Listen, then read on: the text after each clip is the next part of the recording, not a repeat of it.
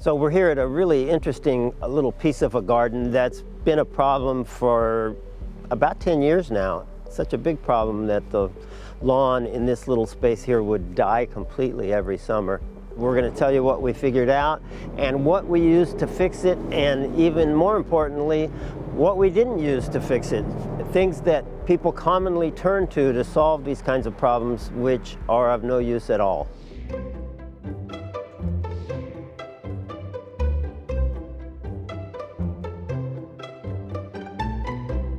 A lot of times people want things to be organic for no particular reason. The thing about gardening is if you're going to eat it, obviously it makes sense. If it's going to be around your home, obviously it makes sense. Why use toxins around your house or around where people are or pets are? But what's really compelling about it is it's a more effective way to garden. Chip Valentino is back. Here he is, and he likes this misty weather that we have here. We're hoping for a little bit of sun later today, but here in mid-November we have a very misty, foggy day, which we get in Fresno after rains. But Chip is excited to be back in that he wasn't able to go to Mission Viejo and wasn't able to go inside the zoo, but he's back on this important video. And I'm John Valentino, president of John and Bob's Corporation, and I'm a landscape architect and a landscape contractor. Okay, I'm here with Oscar, who has been involved with this problem for longer than I have, and I've been helping him the last 4 or 5 years. When I got involved, they had already had about 5 years of every year you were having to bring new sod in because everything was dying. Kind of hard to believe, but they'd have a nice looking lawn in the cool season time of the year, and they'd feed it with traditional synthetic fertilizers. Things like Miracle-Gro and things like Scott's Turf Builder, and everything would look great. And then as soon as heat came and the summer came around, it would, as it got hotter and hotter, look worse and worse. Hi, my name is Oscar. I'm the gardener on this property. On this small area, every year do the same thing. We replace with sod every October, and May or June do the same thing. Some areas they stay nice and green in summertime, but at this area for some reason we don't know what's the problem. We use some synthetic fungicides. They work okay for a few months, but after that the problem comes back. It's either water related or soil related.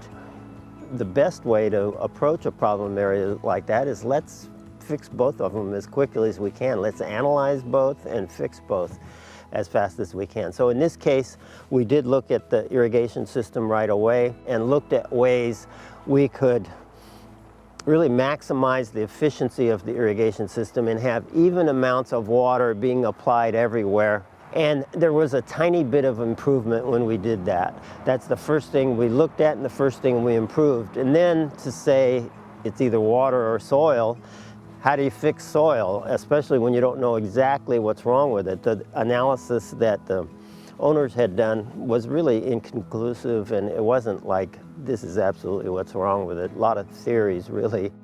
The foundation of John and Bob's is we believe that all soil can be fundamentally improved and changed with soil life, and that even mysterious problems like we had here, that's the best way to address them is with life in the soil. And so we immediately started applying blend in pretty heavy applications just topically. A little bit of improvement to where come summertime it looked a little better and it lasted a little longer, and it never went completely dead brown as Oscar describes it going, where it looked like they sprayed it with Roundup. We were starting to see some improvement, but it still wasn't very good.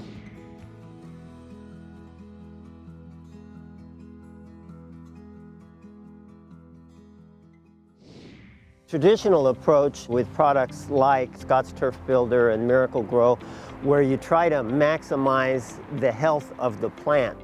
That sometimes works, but in this case, it wasn't working. But those products, that's really what they focus on, is feeding the plant directly.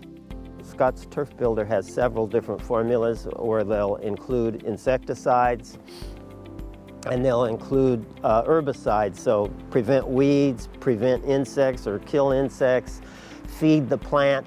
All of these are kind of what I call an old style of gardening, where we're really ignoring the soil. We're just focused on the plant, and we're trying to give that plant everything it could use, like nitrogen, phosphorus, potassium, but to feed it directly and to ignore the fact that we've got soil there that could be part of the problem. We're ignoring that, and we're not focused on its improvement at all. We're just looking at ways of feeding the plant and killing whatever pests and diseases might be there, even though those pests and diseases are probably there because of something lacking in the soil. But that's not the focus of Scott's Turf Builder or Miracle-Gro.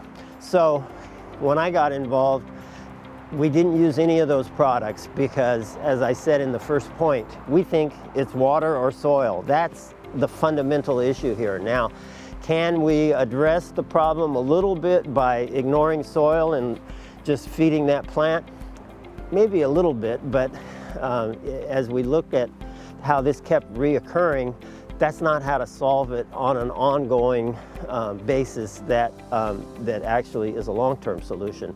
They aren't the solution because they don't build soil at all, and that's what we need to do, either build soil and or at the same time make sure the right amount of moisture is being applied.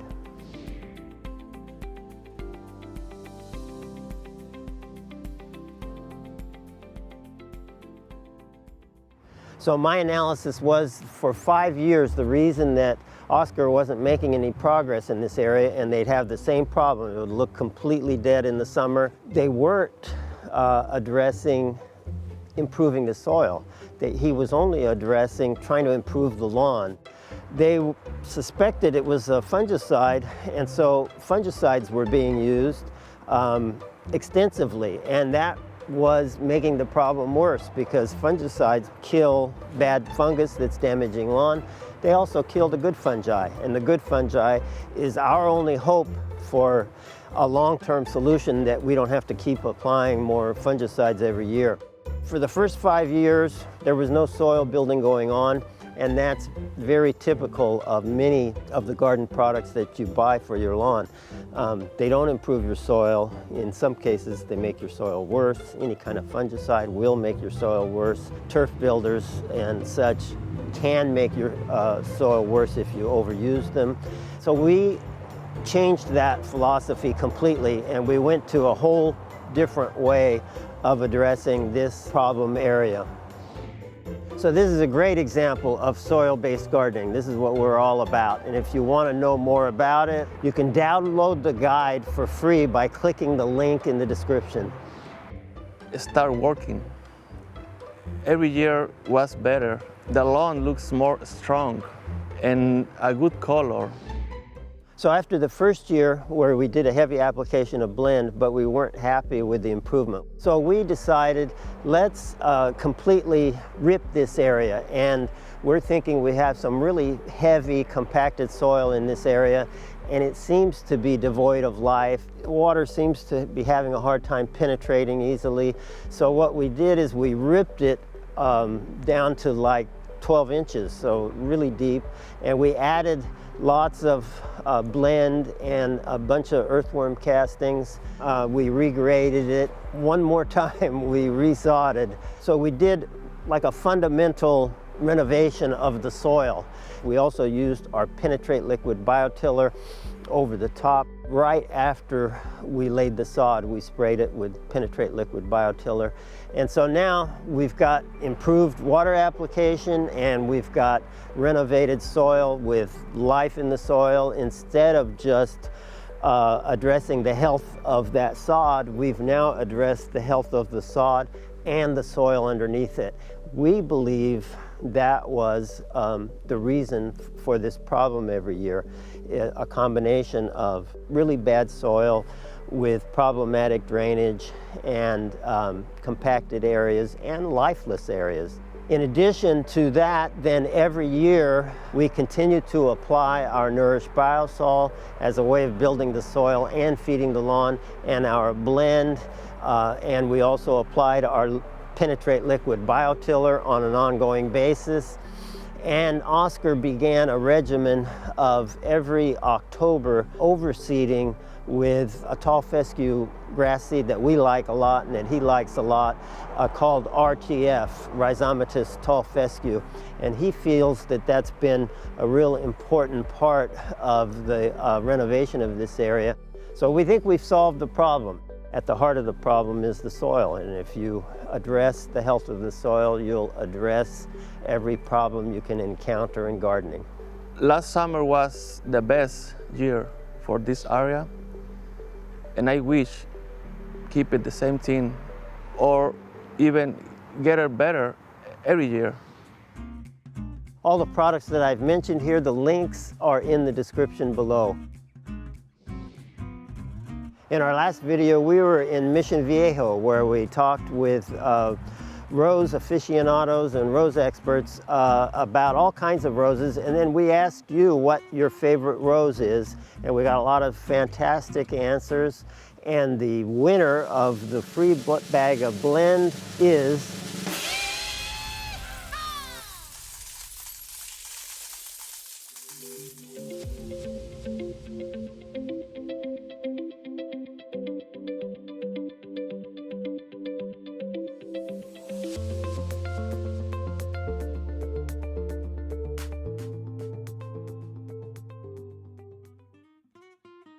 ginkgo trees. Are prehistoric trees that have fantastic fall color.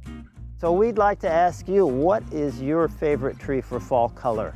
Autumn gold ginkgo is one of the best, and you can see this is turning nicely, and when it gets a little farther along, it gets even more vibrant yellowish gold, and then all of a sudden the leaves drop all at once and you got a puddle of gold underneath it. It's pretty spectacular. We did another video where we talked about tall fescue turf in general, which is the turf at this garden. So you can learn more about RTF specifically, and in that video we also talk about a couple other varieties of tall fescue, so you can learn more about it and how to care for it in your own garden.